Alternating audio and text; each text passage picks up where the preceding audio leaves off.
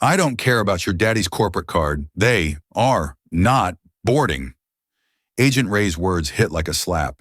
Two black girls, twins, 12 years old, pink dresses suddenly too bright against the steel of the airport. Boarding passes clutched tight. A flight to see their father.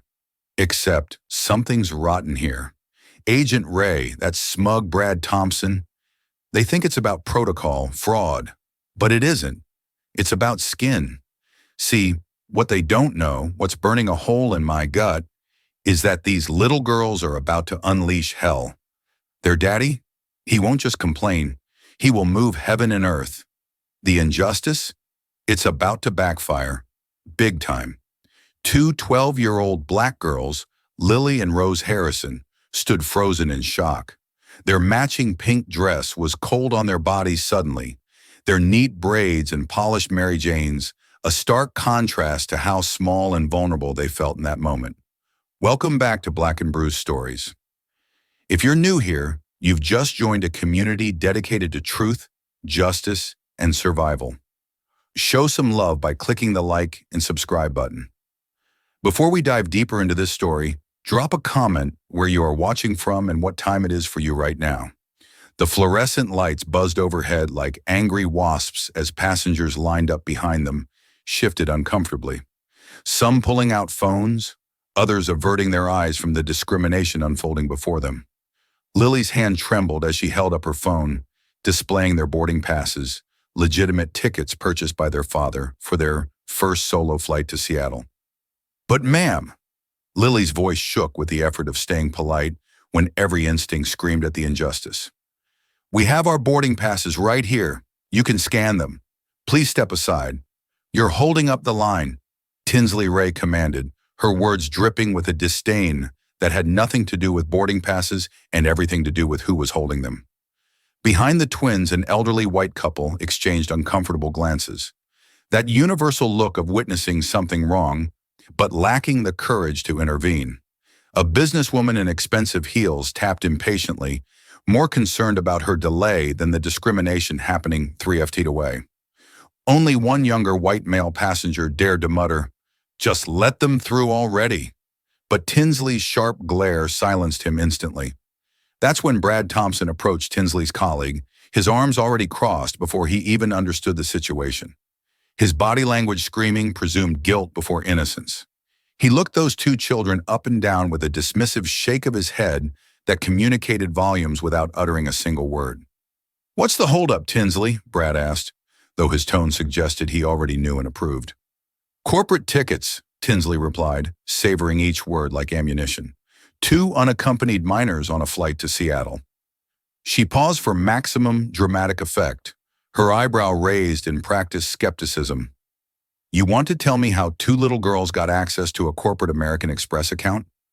The word little wasn't just descriptive, it was diminutive, dismissive, designed to make these young women feel even smaller than their 12 years.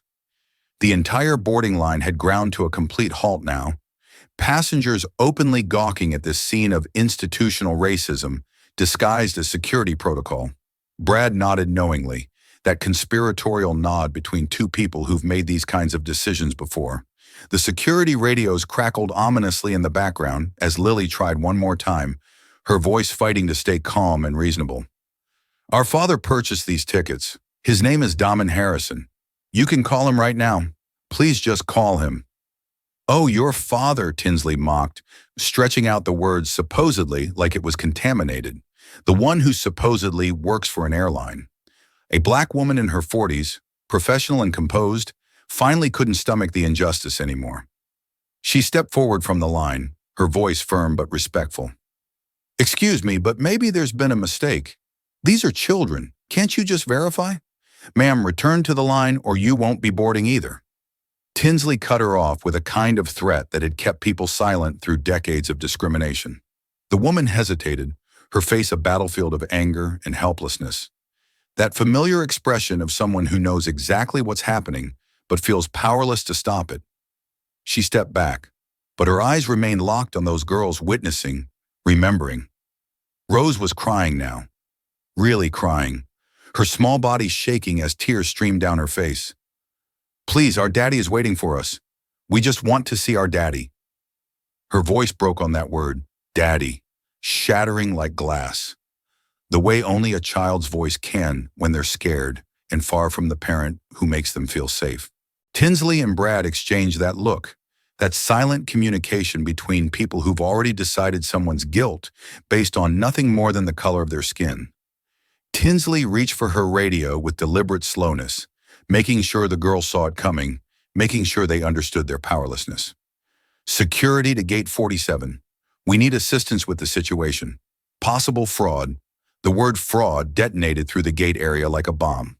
Passengers immediately pulled out their phones, some filming, some texting, all watching this discrimination unfold in real time. Lily instinctively pulled Rose close, both girls frozen in terror as the overhead announcement cheerfully declared the final boarding call for Flight 2847 to Seattle. Their flight, the one they'd been counting down to for weeks, the one that would reunite them with their father. But to understand the full injustice of what was happening to Lily and Rose Harrison, we need to go back to the morning that had started with such pure joy and anticipation. After happily saying goodbye to their grandma Patricia, they made their way toward Gate 47, chattering about their Seattle plans. They passed other families, business people buried in phones, soldiers in uniform who made them think of their uncle. Everything felt normal, safe, exciting, the world opening up before them like a promise. They reached Gate 47 45 minutes before boarding, settling into seats near the window where they could watch planes take off and land.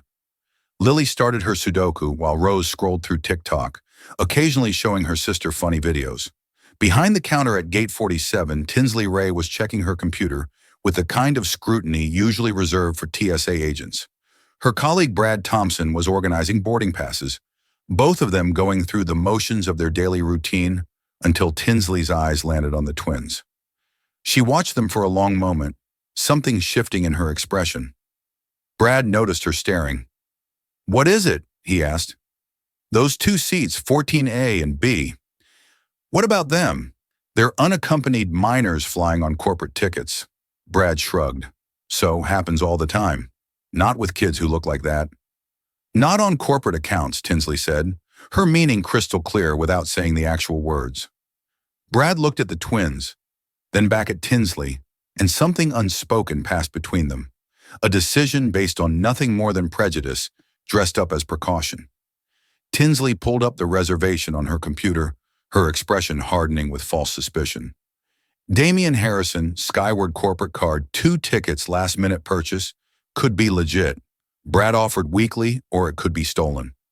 "You remember last month those teenagers with the hacked accounts? Those were different." "Were they?"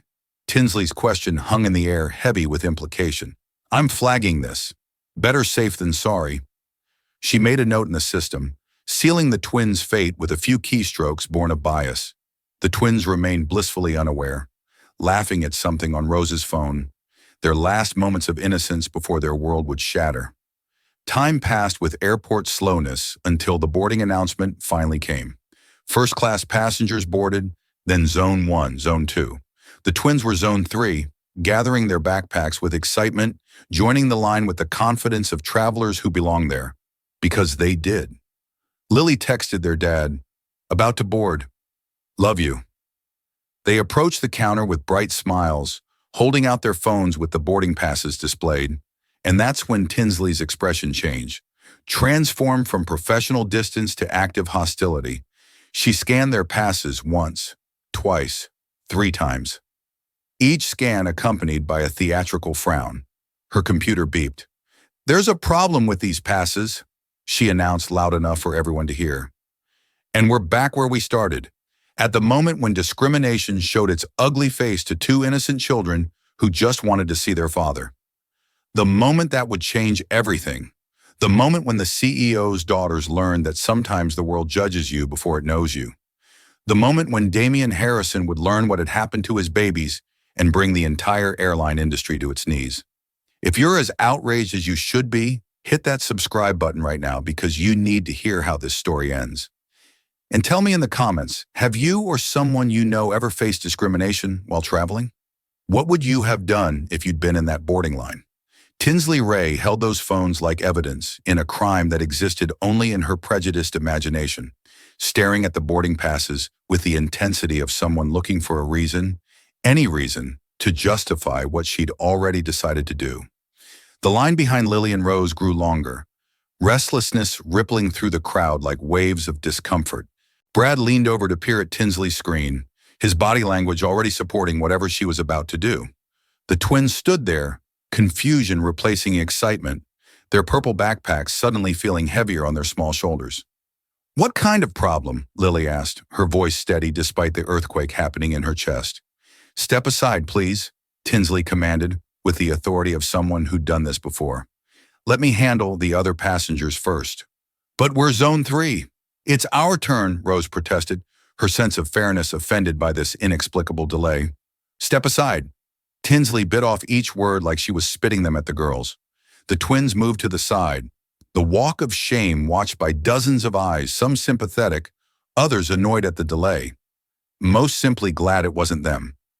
Lily kept her hand on Rose's shoulder, a protective gesture their mother had taught them. Stay together, stay strong, stay dignified, even when the world tries to strip your dignity away. "It's probably just a technical glitch," Lily whispered to her sister, but her voice betrayed the doubt creeping in like fog. "They'll fix it." 5 minutes passed like hours. 10 passengers boarded while the twins stood in limbo. Tinsley occasionally glanced at them while scanning other passes, her looks carrying the weight of accusation. Finally, the last Zone 3 passenger boarded, disappearing down the jet bridge to the plane that should have carried the twins to their father. Zone 4 was called, then Zone 5. The twins remained standing, monuments to injustice that everyone could see, but no one would address. Lily approached the counter again, her 12-year-old dignity fighting against 12-year-old tears. "Ma'am, excuse me, can we please board now?" "I'm still verifying your tickets," Tinsley replied without looking up the lie as obvious as the discrimination. "But everyone in our zone already boarded because their tickets weren't flagged as suspicious." Tinsley finally looked up, her eyes cold as winter in Atlanta rarely was. The word suspicious hit the girls like physical blows. Rose's eyes widened with the shock of being accused of something she didn't even understand. "Suspicious? We didn't do anything wrong." Rose's voice cracked with indignation and fear. Brad stepped forward, playing his supporting role in this theater of injustice. "Where did you get these boarding passes?" "Our father sent them to us." "He bought the tickets," Lily explained for what felt like the 100th time. "And where is your father?" Brad asked, though he knew the answer. "In Seattle. We're flying to visit him." Tinsley and Brad exchanged another one of those looks, the kind that communicated entire racist assumptions without words. "So you're traveling alone with tickets purchased on a corporate account, and your supposed father isn't here to verify the purchase." That word again, supposed, weaponized to strip these girls of their family, their truth, their very identity. "He's not my supposed father. He's my actual father." Lily's composure finally cracked, her voice rising with frustration.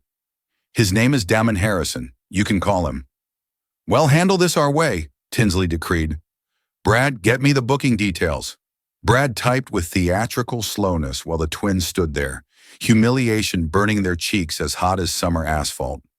Other passengers were watching openly now, some with phones raised, recording this moment that would soon go viral for all the wrong reasons.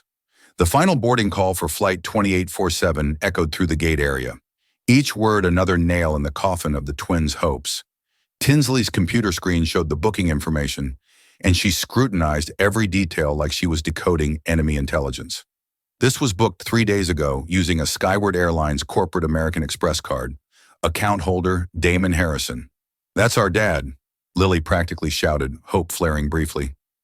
"How did two 12-year-old girls get access to a corporate credit card?" Tinsley asked, her tone suggesting she'd already decided on the answer. "We didn't get access to anything. Dad bought them for us." Rose's tears were flowing freely now, her voice thick with confusion and fear. Brad jumped in with fake concern. "Do you have any proof of that? Any documentation?" Lily fumbled with her phone, her fingers shaking as she pulled up their text messages. "I can show you our conversations with him. I can call him right now. Text messages can be faked." Tinsley dismissed with a wave of her hand. And we're not letting you make any calls until we sort this out. You can't stop us from calling our father. Lily's voice rose with the kind of righteous anger that comes from knowing you're right in a world that's determined to make you wrong. We can and we will if we suspect fraudulent activity, Tinsley replied with the calm of someone who held all the power and knew it. The final boarding call repeated overhead, the plane preparing to leave without them. The twins' panic was rising like floodwater, threatening to drown them in this nightmare that had materialized from nowhere. Lily thrust her phone toward Tinsley, the screen showing their morning texts, photos of them with their father, proof of their truth. Here's our text from this morning. Here's him saying he'll pick us up. Here's a picture of us with him. Tinsley barely glanced at the evidence, her mind already made up before the girls had even approached the counter. Photos don't prove he purchased these tickets. For all we know, you stole his credit card information. We didn't steal anything. Rose's voice broke completely, sobs racking her small body. That's when the black woman from the boarding line couldn't take it anymore. She approached again, her professional composure barely containing her fury at what she was witnessing. Excuse me? I don't mean to interfere, but have you actually verified whether these tickets are fraudulent? Because these children are clearly upset and you're treating them like criminals. Tinsley turned her cold gaze on this woman who dared to challenge her authority. Ma'am, this is airline business. Please board the aircraft or step away from the counter. I'm not boarding until I see this resolved fairly. The woman stood her ground, her voice carrying the strength of every black woman who'd ever had to fight for justice. Then you'll miss your flight, Tinsley threatened. The woman hesitated, looking at the twins with eyes that said she understood. She saw what was happening. She was sorry she couldn't do more. What's your father's name? She asked the girls directly. Damian Harrison, Lily answered, then added the words that should have changed everything. He's the CEO of Skyward Airlines. The woman's eyes widened with shock, then narrowed with understanding. She looked at Tinsley with disgust that could have melted steel. Did you hear that? Their father is the CEO of Skyward. Maybe you should verify before you accuse these children of theft. Tinsley's dismissal was immediate and complete. Anyone can claim to be related to ACO. I need verification, then verify. Call the corporate office. Do your job instead of traumatizing children. The woman's voice rose with each word. We follow protocol here, and protocol says suspicious tickets get flagged until proven legitimate. Brad stepped between them like a bouncer at a club these girls were too young and too black to enter. Ma'am, you need to board now or you'll be left behind.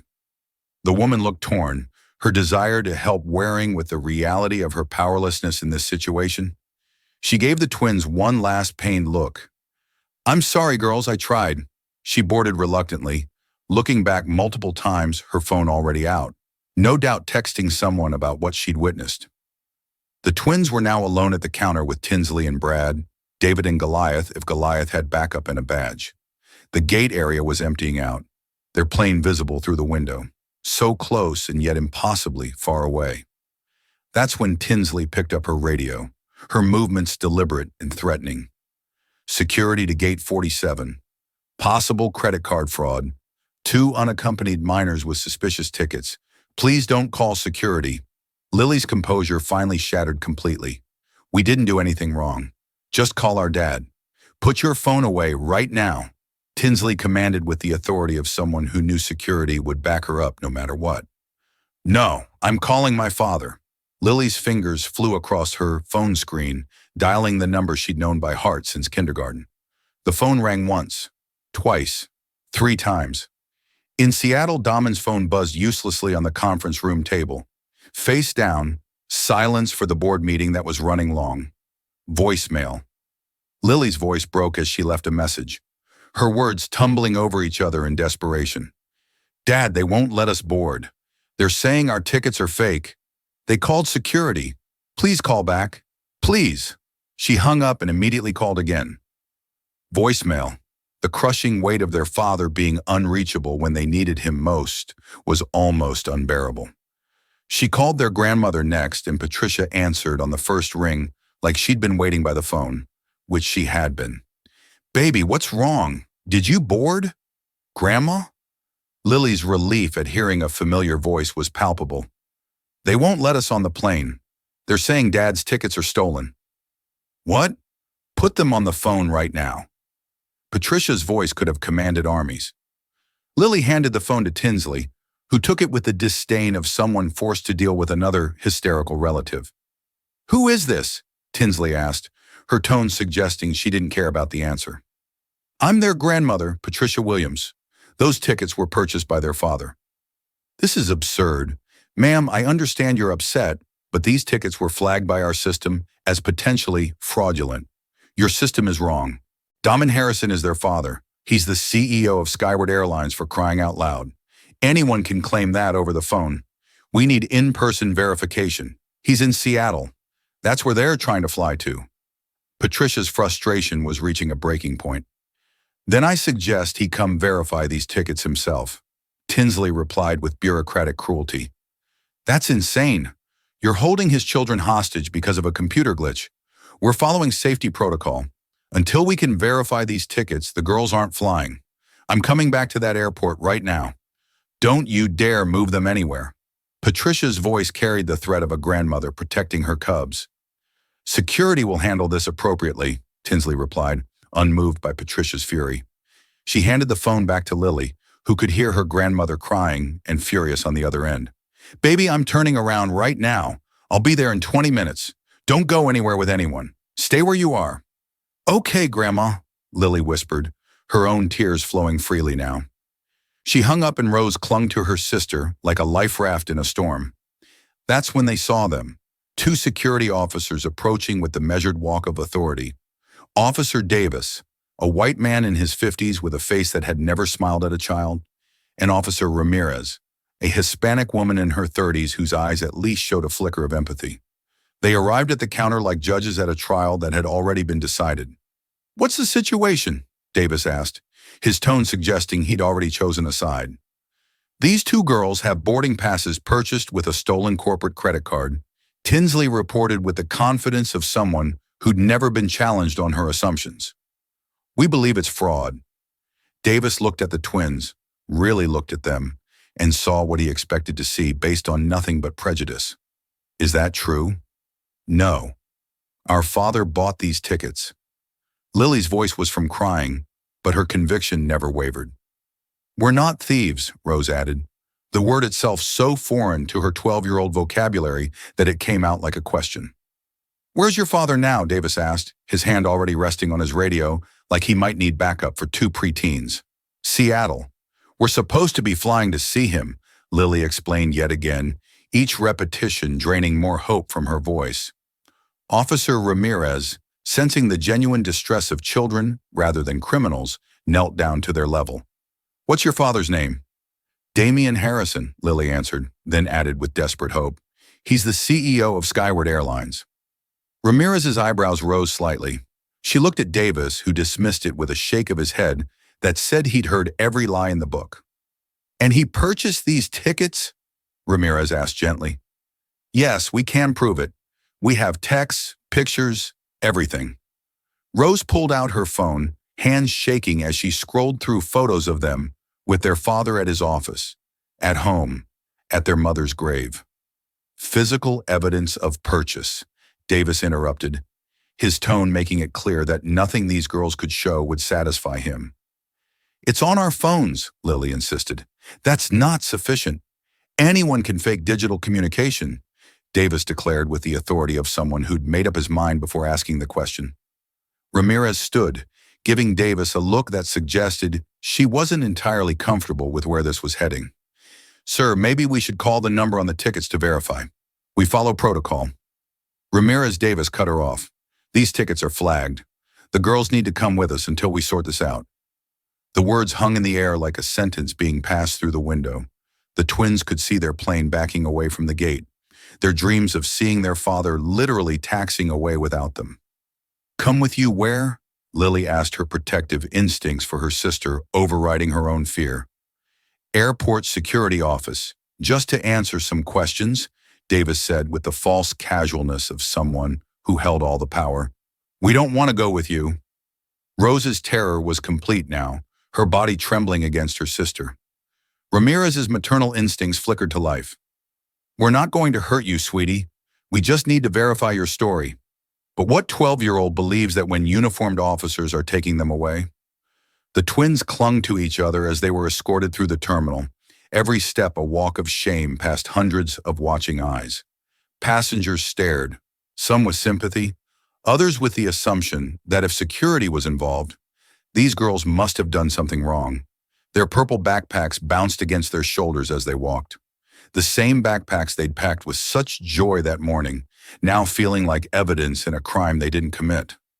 Lily held Rose's hand so tight their knuckles went white, trying to be the big sister, even though she'd been born only 3 minutes earlier. They were led down a corridor marked authorized personal only through a door that might as well have said, "Abandon hope, all ye who enter here." The hallway beyond was institutional gray, lit by fluorescent lights that hummed like angry wasps, the smell of burnt coffee and industrial disinfectant mixing into the perfume of bureaucratic indifference. The security office was a small room with a metal table and 4 plastic chairs that looked like they'd been specifically designed to be uncomfortable. The walls were bare except for official notices and a clock that would mark every excruciating minute of this nightmare. Officer Ramirez stayed with them, while Davis stepped out to do whatever security officers do when they've already decided someone's guilty. She sat across from them, her face showing the conflict between following orders and following her conscience. "Girls, I know you're scared," she said softly, "but we just need to get this sorted out, okay?" "We're telling the truth," Lily insisted, her voice raw from repetition. "Our dad bought these tickets." "I believe you believe that," Ramirez replied, which wasn't the same as believing them, "but we have to verify everything." "Why?" Rose asked with the pure confusion of a child who'd been raised to believe the system was fair. "Why don't you believe us?" Ramirez didn't have a good answer, because the truth that 2 black girls traveling alone on expensive tickets triggered assumptions that 2 white girls never would have faced wasn't something she could say out loud. "It's procedure," she finally offered weakly. "When tickets are flagged, we have to investigate." "Why were our tickets flagged?" Lily asked the question that cut to the heart of everything. "We didn't do anything to trigger any flags." "I don't know," Ramirez admitted, and for a moment her discomfort with this entire situation was visible. "That's what we're trying to figure out." Davis returned with a file folder, sitting across from the twins with the demeanor of an interrogator rather than a public servant. He opened the folder with unnecessary drama, pulling out a form like he was about to read them their rights. "All right, let's start from the beginning. Your names." "Lily Harrison," Lily answered, her chin up despite everything, their mother's dignity living on in her daughter. "Rose Harrison," Rose whispered, her voice small but determined. "Ages 12, they answered in unison, their twin connection still strong even in crisis. "You're twins?" "Yes, sir," Lily responded with the politeness their grandmother had drilled into them even when facing injustice. "And you live in Atlanta?" "Yes, sir, with our grandmother, Patricia Williams." "And your parents?" Davis asked, his tone suggesting he was looking for inconsistencies. The question hung heavy in the antiseptic air. Lily's voice dropped to barely above a whisper. "Our mother passed away 2 years ago. Our father lives in Seattle for work." For just a moment, Ramirez's eyes softened with genuine sympathy, but Davis remained unmoved. "I see.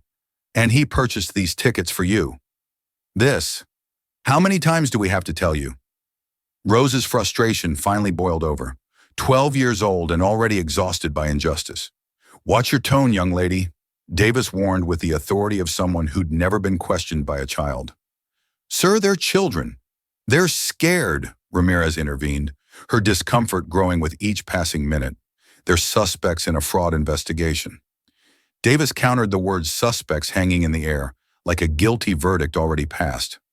Suspects were 12. Lily's incredulity would have been funny if it weren't so tragic.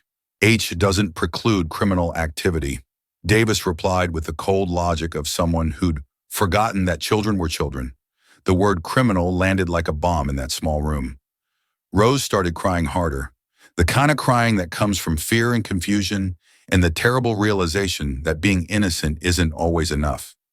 Lily's hands shook with a combination of anger and fear that no 12-year-old should have to feel. "Please just call our father," Lily begged for what felt like the thousandth time. His number's on the tickets. Just call him. Well, verify everything in due time, Davis replied with bureaucratic coldness. First, I need you to unlock your phones. Why? Lily asked, her last bit of privacy about to be stripped away. To review your communications, to verify your story. That's private, Lily protested, holding her phone against her chest like armor. If you're innocent, you have nothing to hide, Davis said. The logic of authoritarians everywhere? That's when Ramirez finally found her backbone. Sir, we need parental consent to search a minor's phone. Davis glared at her like she'd betrayed the thin blue line. They're suspects. They're children, Ramirez insisted, her voice firmer now. We need to follow proper procedure. The irony of following proper procedure now after everything that had been improper about this situation wasn't lost on anyone in that room. Davis backed down, but his expression promised this wasn't over. Outside the room, raised voices could be heard echoing down the corridor. Patricia Williams had arrived, and hell hath no fury like a grandmother whose grandbabies were being mistreated. Those are my grandbabies. Where are they? Patricia's voice carried the authority of generations of black women who'd fought battles they shouldn't have had to fight. A security guard tried to stop her. Ma'am, you can't be back here. Watch me, Patricia declared, and the sound of her church heels clicking on linoleum was like an army approaching. She followed the sound of crying, her grandmother's instinct leading her straight to her girls. Davis stood to block her entry, but Patricia Williams had faced down bigger obstacles than one security officer. Ma'am, this is a restricted area, Davis announced, standing in the doorway like a guardian of injustice. And those are my grandchildren. Patricia's fury could have powered the entire airport. What have you done to them? She pushed past him with the strength of righteous anger, gathering both girls in her arms. They clung to her like she was salvation itself, both crying now, their bodies shaking with the relief of familiar arms. Explain to me right now, Patricia demanded, her voice carrying the weight of every ancestor who'd fought for justice. Why two innocent children are being treated like criminals? They were traveling with fraudulent tickets, Davis stated, as if repetition would make it true. They were not. Their father purchased those tickets. Damon Harrison, CEO of Skyward Airlines. Patricia's voice rose with each word. How hard is that to verify? We're following protocol. Davis started, but Patricia cut him off with the precision of a woman who'd heard enough excuses for a lifetime. Your protocol is traumatizing two children who just lost their mother. They were excited to see their father, and you've turned it into a nightmare. Ramirez stepped forward, trying to de-escalate. Ma'am, I understand you're upset. We're just trying to verify the tickets. Then pick up the phone and call him. Patricia's frustration was palpable. His number is right there on the reservation. We will in due time, Davis replied with infuriating calm. First, we need to complete our investigation. Investigation? Patricia's voice could have shattered glass. They're children with valid boarding passes. That's when the door opened and a supervisor entered. David Chin, 45, Asian American, with the measured demeanor of someone who'd risen through the ranks by keeping his head down, but hadn't forgotten his humanity in the process. What's going on here? Chen asked, his tone neutral, but his eyes taking in everything. The crying children, the furious grandmother, the defensive officers. Possible fraud case. Davis reported like a soldier to his superior. Two minors with corporate tickets they can't verify. Chen's eyebrow raised slightly at the phrasing. Can't verify or haven't verified. Sir, Davis asked, not understanding the distinction. Did you call the number on the reservation? Chen asked with the patience of someone dealing with incompetence. Not yet. We were questioning the suspects first. The 12-year-old suspects, Chen repeated, his tone making it clear what he thought of that classification. He looked at the twins, really looked at them. Two scared children clinging to their grandmother, tears streaming down their faces, purple backpacks that had probably been picked out with such care for their first solo flight. Something in his expression shifted. Let me see the tickets, he ordered. The paperwork was handed over, and Chin reviewed it with the attention to detail that had made him supervisor. His expression changed as he read, understanding dawning. This is a Skyward corporate account registered to Damian Harrison. That's what we've been saying? Patricia exclaimed with exhausted vindication. And the girls claim he's their father? Chen asked, though his tone suggested he already believed it. He is our father, Lily said, her voice but determined to be heard. Chen turned to his officers with barely concealed frustration. Officer Davis, did you verify this claim? We were in the process, Davis started. That's a no. Chen cut him off. Officer Ramirez, please call the contact number on this reservation. Yes, sir, Ramirez replied, relief evident in her voice as she pulled out her phone. The phone rang, and 3,000 miles away in Seattle. Damon's phone vibrated uselessly on the conference table, face down and silenced while he presented quarterly projections to a board that had no idea their CEO's world was falling apart. Voicemail. No answer, Ramirez reported. Leave a message identifying yourself and asking for immediate call back, Chen instructed. Ramirez did, her official voice explaining the situation in terms that would terrify any parent. Chen turned to his computer, fingers flying across the keyboard. Damon Harrison, let's see what we can find. He typed the name into Google and the screen filled with results. His eyes widened as he clicked through. Forbes, Damon Harrison, named CEO of Skyward Airlines. Wall Street Journal. Skyward Airlines CEO Damon Harrison leads industry and innovation. Business Insider, how Damon Harrison rebuilt Skyward after personal tragedy. And then the article that changed everything from 2 years ago, Skyward CEO's wife loses battle with cancer. The accompanying photo showed Damon Harrison at a funeral, his arms around 2 young girls. Chen zoomed in, and there was no mistaking it. Lily and Rose, younger but unmistakably them, at their mother's funeral. Chen's voice was quiet but carried the weight of dawning horror. Officer Davis, come look at this. Davis approached the screen and the color drained from his face as he saw article after article, photo after photo, proof after proof that these girls were exactly who they said they were. Still think these girls stole his credit card? Chen asked, his voice deadly quiet. The silence in that room was deafening. This is already too much for any children to endure, but it's about to get worse before it gets better. If you want to see justice served, make sure you're subscribed with notifications on. And I need to know, what would you do if you were Damon Harrison and found out your daughters were being treated this way? Leave your answer in the comments. In Seattle, Damon Harrison's world was about to explode. The Q4 expansion presentation was reaching its climax. Board members nodding approvingly at profit projections that would mean nothing in about 30 seconds. Damon was explaining market penetration strategies when something made him glance at his watch. 2:47 p.m. His daughters should have boarded 32 minutes ago. They always texted when they boarded. Boys, a cold finger of dread traced down his spine as he reached for his phone under the table, trying to be discreet. The screen lit up with a cascade of notifications that made his blood turn to ice. 7 missed calls from Lily, 4 from Rose, 3 from Patricia, 2 from unknown Atlanta numbers, 6 voicemails, 15 text messages. His chair scraped against the floor as he stood abruptly. The presentation forgotten, the board members forgotten, everything forgotten except his daughters. Damien, we're in the middle, the CFO started. It's my daughters. Excuse me. Damien's voice carried a tone that no one in that room had ever heard before. Not the CEO speaking, but a father whose children were in danger. He was out the door before anyone could respond.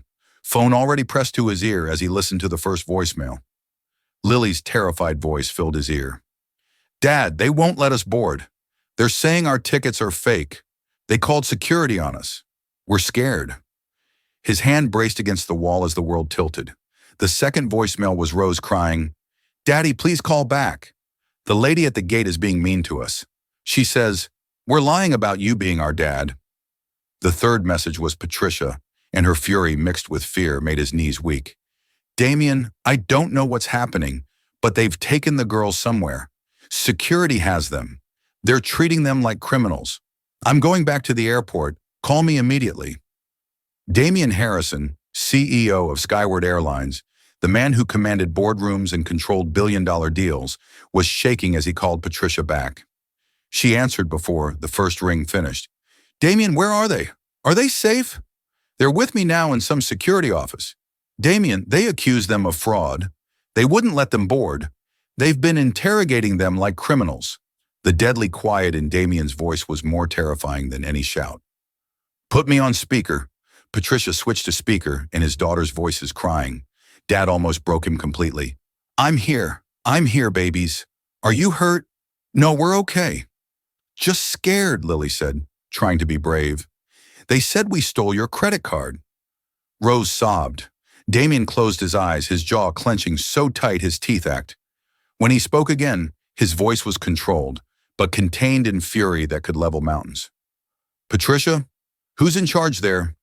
There's a supervisor, David Chin. He just got here. Put him on the phone now. Chen took the phone with the professional calm of someone who didn't yet realize his entire career was about to change. Mr. Harrison. Supervisor Chin, I'm going to speak very clearly so there's no misunderstanding. Those are my daughters. I purchased those tickets. They've been traumatized by your staff. I want the names of every single person involved in this. Mr. Harrison, I understand your frustration. No. Damien cut him off with surgical precision. You don't understand anything yet. I am the CEO of Skyward Airlines. Those are my children. Your gate agents profiled them, accused them of theft, and had them detained by security. Do you have any idea what you've done? Chen's voice wavered for the first time. Sir, we're investigating this situation. The investigation is over. Here's what's going to happen. You're going to release my daughters immediately. You're going to personally escort them and their grandmother to a comfortable location. You're going to get me the names of gate agents Tinsley Ray and Brad Thompson. And then you're going to get me the airport director on the line. Sir, are my instructions unclear? Supervisor Chin. No, sir. Crystal clear. Put my daughter Lily on the phone. Lily's voice was small and scared. Dad, baby girl, listen to me. You and Rose did nothing wrong. Nothing. What happened to you was wrong, and I'm going to fix it. I need you to be strong for just a little bit longer. Can you do that? Yes, Dad. I'm getting on a plane right now. I'll be there as fast as humanly possible. You stay with Grandma. Don't let anyone separate you. If anyone gives you any more trouble, you call me immediately. Understood. I love you. I love you more than all the stars, baby. Put Rose on. Daddy. Rose's voice was thick with tears. Princess, I'm so sorry this happened. This is not your fault. The adults who did this were wrong. I'm coming to get you. You're flying here. I'm flying there right now. And Rose. Mr. Snuggles was a good choice to bring. Sometimes we need our friends when things get scary. Despite everything, Rose let out a watery giggle. Lily said I was too old for him. You're never too old for comfort. I love you, Princess. I love you too, Daddy. Damien had Patricia back on the line. Patricia, don't let them out of your sight. I don't care what anyone says. I won't. Damien, you should have seen how they treated them like criminals. Like they didn't belong there. I know it's going to be handled. I promise you that. Damien ended the call and immediately dialed Linda, his assistant. She answered with her usual professionalism until she heard his voice. Linda, I need the jet ready in 15 minutes. I'm flying to Atlanta immediately. Damien, what's wrong? My daughters were denied boarding and detained by security because gate agents didn't believe black girls could have ACO father. I need you to do several things right now. First, call the chairman of the board and tell him I'm dealing with a discriminatory incident involving my children. Second, get me the direct lines for the Atlanta airport director, the head of gate operations for Skyward and our legal department. Third, I want every Skyward flight at Atlanta held at the gate until I say otherwise. Every flight, every single flight. No Skyward plane leaves Atlanta until my daughters are safe and I have answers. Damien, that's going to... I know exactly what it's going to do. Do it anyway. Linda's fingers were already flying across her keyboard. The jet will be ready. I'm sending the numbers to your phone now. Damien was already in the elevator heading down from the 52nd floor. His phone rang the airport director. Mr. Harrison, this is Director Walsh. I just heard. Director Walsh, 2 of your gate agents and your security team just traumatized my 12-year-old daughters because they couldn't believe black children could fly on corporate tickets. They were accused of fraud and theft, detained and interrogated. Tell me why I shouldn't hold a press conference in your airport in 3 hours. Mr. Harrison, I am mortified. This is completely unacceptable. I'm heading to the security office personally right now. You do that. And Director Walsh, I want Tinsley Ray and Brad Thompson's employment terminated immediately. Sir, there are procedures. There were procedures for verifying tickets too, and they chose discrimination instead. Fire them, or I'll make sure everyone in America knows that Atlanta's airport profiles children. I'll handle it personally. Damien's next call was to his head of legal. Sarah, I need you to document everything that happened to my daughters today. I want a full investigation, and I want to know how many other families have been profiled by those same agents. Damien, I'm so sorry. We'll handle everything. His phone buzzed with a text from Linda. All Skyward flights at Atlanta are holding. The board is asking what's happening. Damien typed back. Tell them discrimination has consequences. He was in his car now, his driver racing toward Boeing Field where the corporate jet waited. His phone rang again. Chin from the security office. Mr. Harrison, your daughters are with their grandmother in our VIP lounge. They're safe and comfortable. The airport director is here. Put him on. Director Walsh's voice was carefully controlled. Mr. Harrison, I've just been briefed on the situation. This is inexcusable. Both gate agents have been suspended pending immediate termination. Suspension isn't enough. They're being escorted out as we speak. Mr. Harrison, I want to personally apologize. You can apologize to my daughter's faces. I'll be there in 3 hours. Damien hung up and immediately called the head of Skyward's gate operations. Tom, I want every gate agent in Atlanta retrained on discrimination and bias. I want new protocols that make profiling impossible, and I want it done within the week. Damien, what happened? My daughters were profiled and detained because gate agents thought being black meant they were thieves. How many other children has this happened to that we don't know about? The silence on the other end was telling. Find out, Damien ordered. I want a full audit of every disputed boarding in the last year. Look for patterns. He was at the airport now, striding toward his jet with the purpose of a man on a mission. The pilots were ready, the engines already warming up. As he boarded, his phone buzzed with a message from an unknown number. It was a video link from someone who'd been at the gate. Damien watched in horror as his daughters were confronted by Tinsley Ray, as they were made to step aside as other passengers boarded while they stood in shame. He could see Rose crying, Lily trying to be strong. His hands shook with rage. He forwarded the video to Sarah in legal and to 3 journalists he knew. The caption, "This is what happened to my 12-year-old daughters today at Atlanta Airport. They were profiled, accused of theft, and detained because they're black. I'm the CEO of Skyward Airlines, and this happened on our airline." Within minutes, his phone exploded with calls from media outlets. He ignored them all except one, a prominent black journalist he'd known for years. Damien, I just saw the video. I'm so sorry. Run the story, Denise. Every detail. I want the world to know what happened today. You sure? This is going to be huge. My daughters were treated like criminals for existing while black. Yes, I'm sure. The jet was airborne now, cutting through the sky toward Atlanta. Damien opened his laptop and began typing an email to every Skyward employee. Today, my 12-year-old daughters were denied boarding on a Skyward flight. They were accused of fraud, detained by security, and interrogated. Their crime being black children with corporate tickets. This happened on our airline by our gate agents. This is not who we are. This is not who we will be. Effective immediately, several changes will be implemented. He detailed new training requirements, new oversight measures, and new accountability standards. He ended with, to those responsible for what happened today, you are terminated. To anyone else who thinks profiling children is acceptable, resign now. To my daughters who might read this someday, I'm sorry the world showed you its ugly face today. Daddy's gonna fix it. He hit send. 16,000 employees would read it within the hour. His phone rang. The chairman of the board. Damien, I just heard. The entire board stands behind you. Whatever you need. I need systemic change, Richard. Not just at Skyward, industry-wide. Then that's what we'll do. Damien, how are the girls? For the first time since the started, Damien's voice cracked. They're 12, Richard. They just wanted to see their dad. Back in Atlanta, the airport was in chaos. Every Skyward flight was holding at the gate. Passengers demanding answers. Social media exploded as the video went viral. Masha flying while black started trending. Other passengers from the flight began posting their own videos and accounts of what they'd witnessed. Patricia sat in the VIP lounge with the twins, holding them close. Airport executives kept coming to apologize, but she wasn't interested in apologies. She wanted justice. "Grandma," Lily said quietly, "is Dad really holding all the planes? Every skyward plane in this airport is waiting because of what they did to you." "That must be costing a lot of money," Lily said with her analytical mind. "Some things are more important than money, baby."